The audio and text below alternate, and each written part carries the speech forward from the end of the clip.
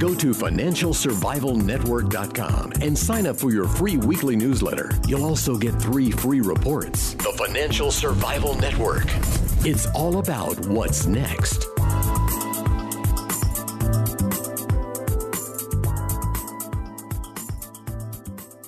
And welcome. You're listening to the Financial Survival Network. It's Kerry, Lutz, and Net Neutrality. Been in the news a lot lately.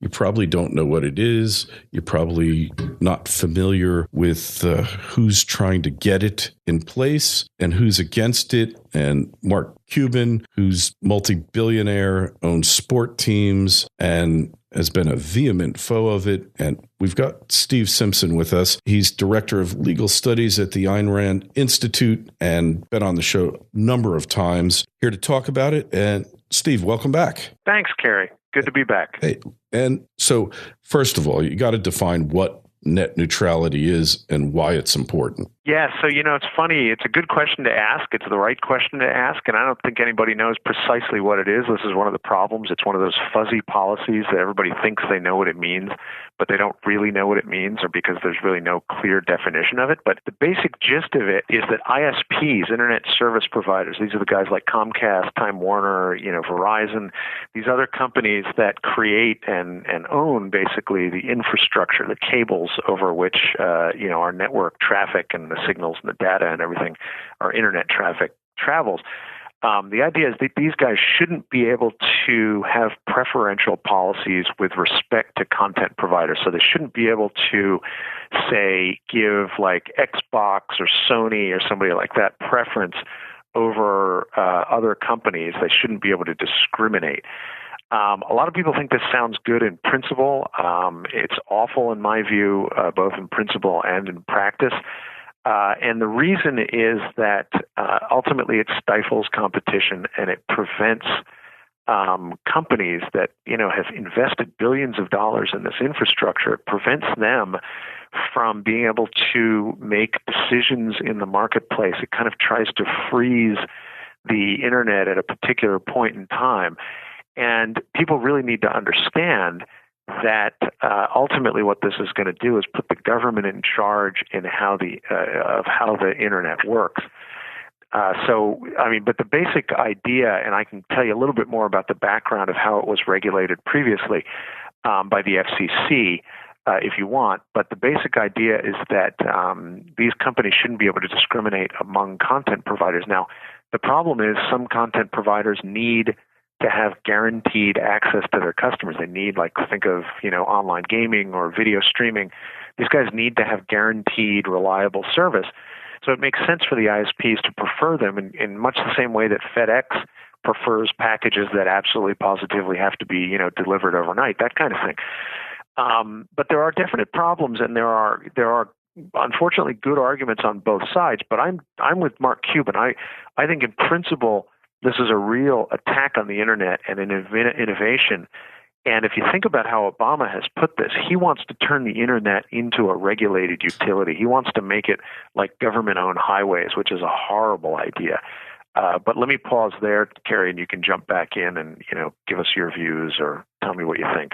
Well, here's the thing. So let's say that we have Comcast, and they're basically a crony capitalist. Like all the cable companies, because they've got to serve their masters in the government, because otherwise Comcast right now wants to buy Time Warner.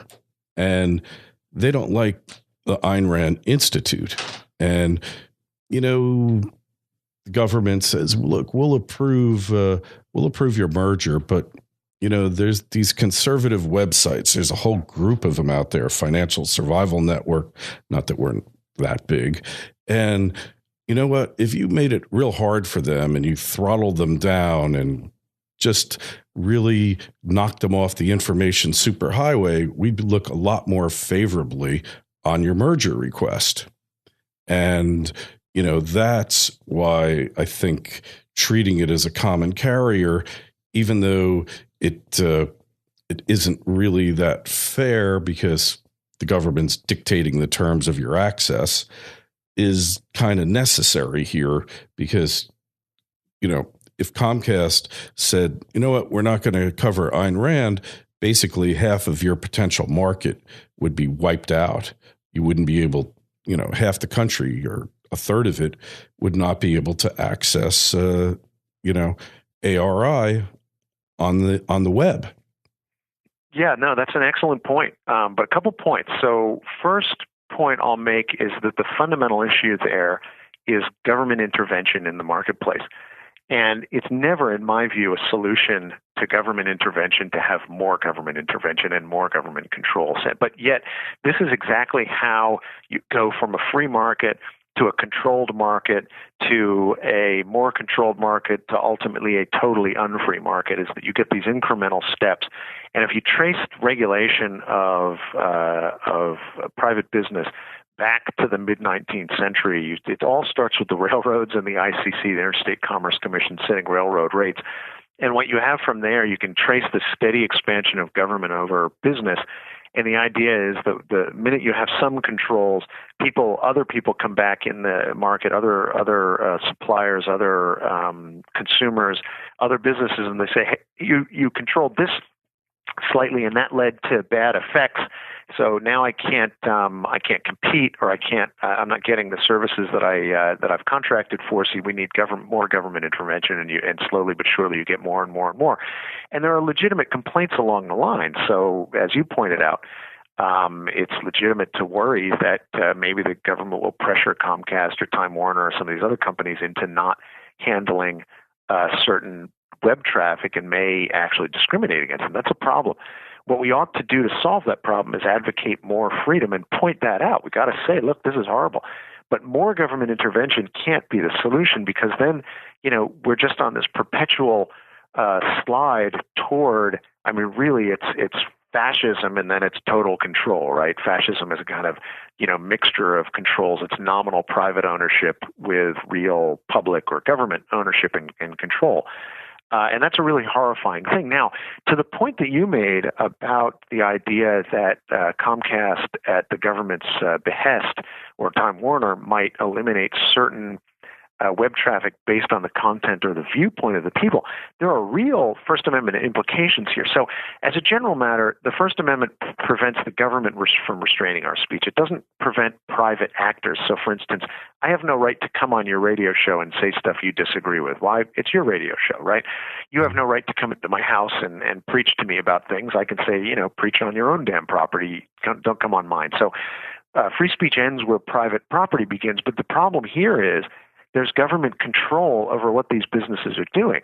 If the government sets conditions that are based on, discriminating against the content of certain people's speech, that really is a First Amendment violation, because what you have there is the government using their power, the power of the force of law, over Comcast to say certain ideas are not going to be allowed to be broadcast. That, I think, would be a real First Amendment problem. So there are some First Amendment issues here. With the government having, control and the vast power, say, over mergers, or local governments have power over cable companies in the sense that they've granted them essentially exclusive franchises to particular areas. And that's definitely a problem. I'm not a fan of that, and I know that that's part of the reason that people are really concerned about this issue of net neutrality, and they're afraid that these companies are going to have too much power. But we have to keep in mind the type of power these companies are being granted is effectively political power. It's the power of the force of law. What we need to do to solve that is start moving in the other direction. So the way I often put it to people is, look, you can either have a company that has an incentive to serve you and to get your money, right, in exchange for the products that they're giving you, or the services they're giving you. They can make decisions, or you can have bureaucrats make decisions, or a form of a kind of hybrid is companies that are armed with political power, which is the force of law. So we need to oppose that in all steps. The answer can't be, let's give the government more power over the internet, which is what net neutrality is. The answer has to be, we've got to move in the other direction. But I'm entirely sympathetic to your concerns there. I just don't think the answer can possibly be net neutrality. And I really oppose this idea that all content providers have to be treated the same. They're not all the same. And it's entirely appropriate for companies to prefer some content providers over others, just the way consumers will prefer some content providers over others. Mm-hmm. Yeah, I see your point. And, obviously, bandwidth hogs like movie providers like Netflix and Roku, you don't want to treat them the same. And but you can't treat people based on the nature of their content. That you might object to it, or that your regulator might object to it. And First Amendment, but you don't want to be in a position of having to go rely upon the courts to protect your rights, or the government. That could be costly, and you might not win in the final analysis.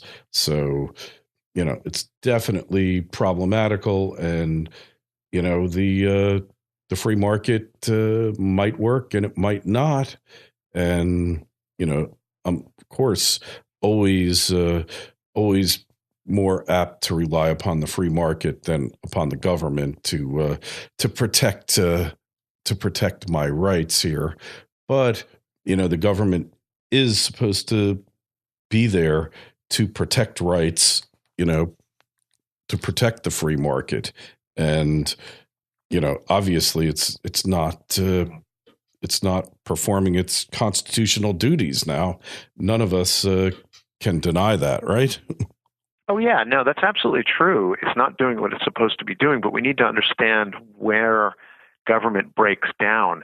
And we have to have, in my view, a really clear conception of what rights get you and what rights don't get you. Rights ultimately get you the freedom to pursue your happiness, to simplify the point in the terms that the Declaration of Independence puts it, which means you get to pursue, you can produce if you want, you can do what you want, you can engage with people, you can trade. But there's no guarantee that that's going to turn out in any particular way. Ultimately, you have the freedom to contract with companies, say, that invest lots of money in internet cables. You should have, or infrastructure, you should have the freedom to deal with them, but they have to have the freedom to deal with you. So if they want to discriminate against your content, even for reasons that they disagree with your views, that's ultimately up to them, as long as we're in a free system where you have the ability to go and contract with somebody else. And you'll see, in so many different categories, so many different areas, freedom ultimately solves all these problems, right? You don't like one cell phone provider, you go to a different one. You don't like one internet provider, you go to a different one. It's the same thing with internet, infrastructure. There's no particular reason that we should expect that, if you don't like dealing with Comcast, you're not going to have other options. In fact, I've read a statistic recently that something like 80% of the jurisdictions, areas in the country are served by at least two different ISPs, and that there's competition. Now, there should be more of that, no question about it, and local cable franchise laws and other telecom laws have restrained competition. But the ultimate point is that the direction we need to go in is freedom, not government controls. In fact, it's the government controls that end up leading us to the worst possible outcomes. You said that the courts take a long time to resolve things, and it's true. God knows, I was a constitutional lawyer for 12 years. You won't find a bigger critic of how slow and inefficiently the courts work. But if you think that's bad, think about how the FCC works. There's really no middle ground here. The way the last round of net neutrality laws were written, the FCC was given the power to prevent, quote, unreasonable discrimination among content providers by ISPs. So what happens when you have this vague term like that? Comcast just goes to the FCC and they say, hey, our form of discrimination is reasonable, right? So it meets the standard under the law. And they can do anything there. Maybe they will discriminate against ARI. Maybe they will discriminate against your radio show. Maybe they will discriminate against, say, Gun Owners of America, which I know they're really concerned about this issue. But all they have to do is convince a bunch of bureaucrats on the FCC that that's okay. Think about, what the FCC does for a living. Remember the wardrobe malfunction scandal, right? Where during the Super Bowl, somebody's wardrobe malfunctioned and they fined the broadcaster millions and millions of dollars for people making slip-ups. That's restriction on the content of speech.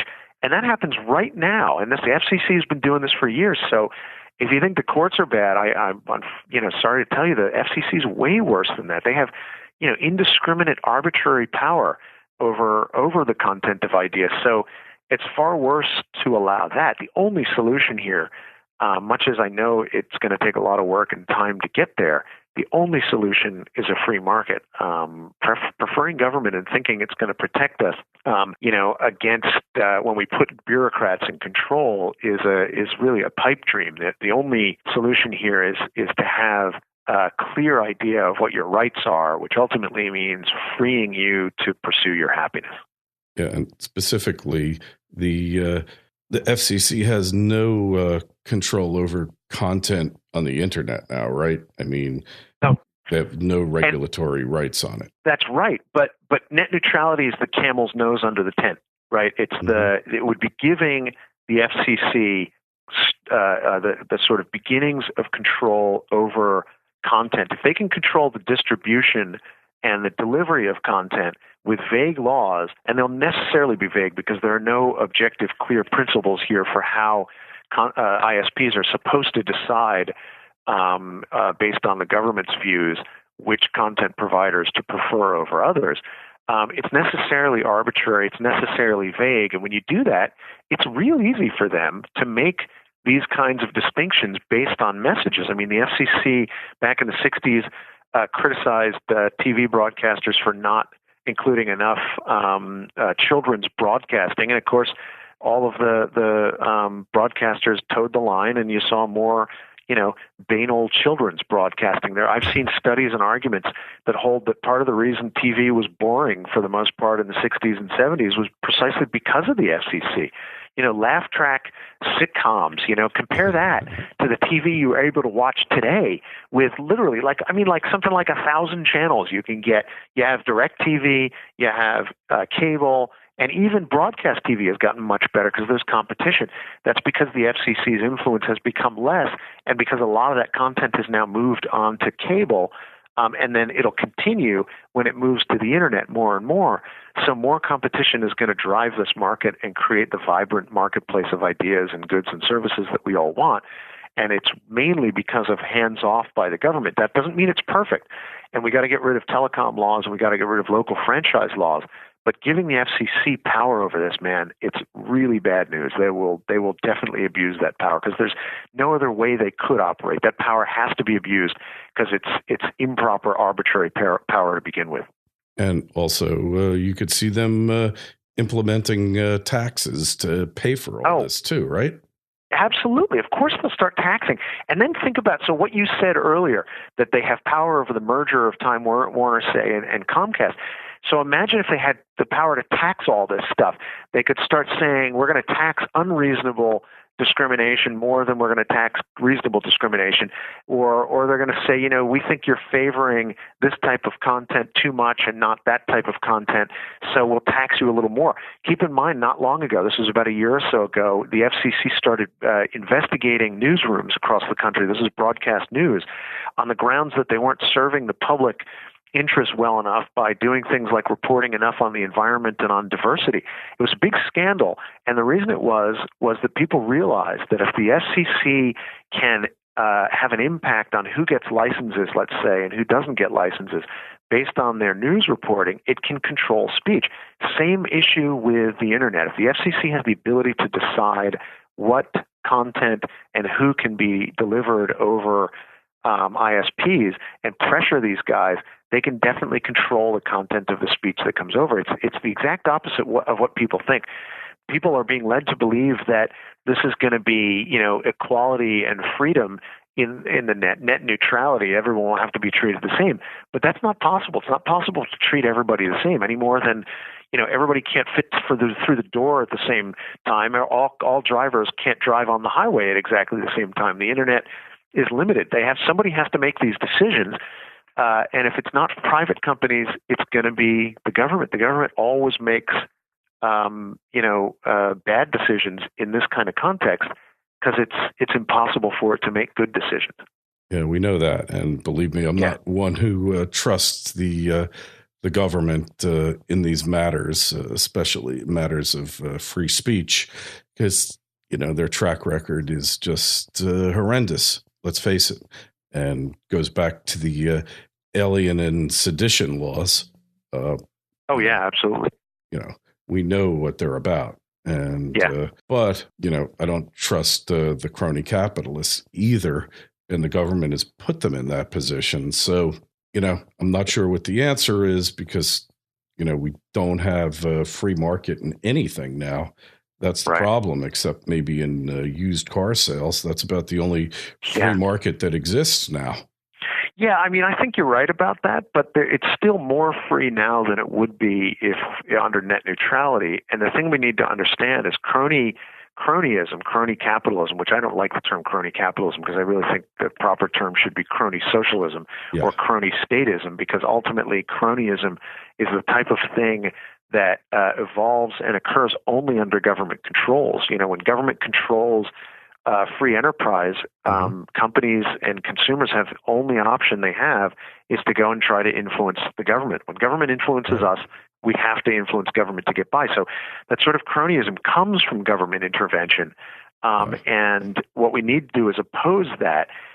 Understandably, people criticize companies because a lot of companies use that to their benefit. It's like paying off a mobster to destroy your competitor's ability to compete with you. That's horrible. But we can't forget that the force involved here comes from the mobster, right? I mean, it comes fundamentally from the government, which is, and the reason that happens is we're effectively allowing this vast, really, scary power the government holds over us, which is the power of force, the force of law, to escape its proper bounds. The proper role of government is to protect us with that force of law, not to oppress us, not to use it to try to manage the market, which ultimately means manage free choice, which ultimately means restrain us from making the decisions we need to make in order to live our lives and produce the things that we need to produce. So we have to be really careful about the power of government. The problem here is the misuse of government power. It's not fundamentally the fact that people try to influence government. The influence is a consequence or a symptom of the misuse of government power. So that's really what we need to focus on. That's not to excuse these companies. They're behaving horribly, right? We should criticize these guys, but we fundamentally have to understand that the problem flows from government and a misunderstanding of what government's supposed to do. Yeah, that's exactly right. And without the government's power and the purchase of those favors, we wouldn't really be having the conversation. Yeah, that's absolutely right. And it's possible. I mean, it hasn't happened in a long time that government has refused the entreaties, say, from various pressure groups and interest groups, but it did used to happen. James Madison once rebuffed an effort to use the public treasury to pay off, to pay charity to various groups that people wanted to effectively pay public charity to, and his response was essentially, I can't place my finger on any provision of the Constitution that allows me to redistribute money from taxpayers to other people. And he was right to say that. Now that's what we need to get back to. But my point is, it's a long way off, but it is possible, and it once happened in this country, and that's what we need to get back to, because it was after that point in American history where you get this pressure group warfare, this cronyism, and these kind of grasping interest groups or pressure groups that are trying to effectively live their lives off the backs of others, or destroy their competitors through the force of law, which is really horrifying. It's technically speaking, it is entirely appropriate to refer to that as fascism. It's a form of fascism, properly understood. If people really understood what fascism was, is nominal private ownership but government control of everything. And as a result, everybody has to go and influence and try to get the government to do what they want. That's a fascist state, and we really need to be clear on that to really understand why this happens. Yeah, Grover Cleveland also big on, acted the same way of getting the government out of private affairs. Yeah, Cleveland did. Yeah. Madison did. Calvin Coolidge actually did that a few times. So there were some presidents that actually resisted the temptation to hand out special favors. But the problem fundamentally isn't even so, I said before I wouldn't fundamentally blame businessmen. This might surprise you. I wouldn't even really blame politicians. The real blame resides with a misunderstanding of what government should do. And much as I like to criticize politicians, don't get me wrong, I'm not going to let them off the hook. Yeah, but really, even they are in an impossible position. If you think about, the average politician, they have all of these pressure groups coming to them saying, pay me, give me a subsidy, give me a tariff, redistribute somebody else's income to me. How are they supposed to choose among all of these guys? The answer is they can't. It's impossible. And the problem isn't that they don't have a rational way to choose, Group A, labor over business, let's say, or content providers over ISPs. The problem is that we've assigned to them the task of trying to sort through all of these various interests or pressure groups and hand some special favors and some not.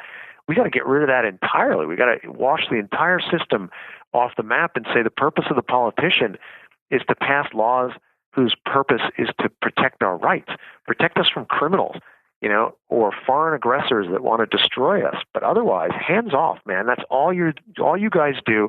I don't want to pay attention to Washington, D.C. or the state capitals. I'd like to ignore them entirely. I'd like elections not to matter as much as they do. But the reason they start mattering is that government controls so much of what we do. When government influences us, we got to influence it back. That's a great point, and we got to go. But Steve, just tell us where we find your writing. Yeah, you can find it on our blog, which is it's basically www.aynrand.org. So come to the website, find out all about this stuff. We have videos, we got blog posts, we got op-eds, all kinds of things. All right, and you'll find the link as always on financialsurvivalnetwork.com. Don't forget, sign up for our newsletter. Steve, thanks so much. Thanks, Kerry. FSN Radio. It's all about what's next. Go to financialsurvivalnetwork.com and sign up for your free weekly newsletter. You'll also get 3 free reports. The Financial Survival Network. It's all about what's next.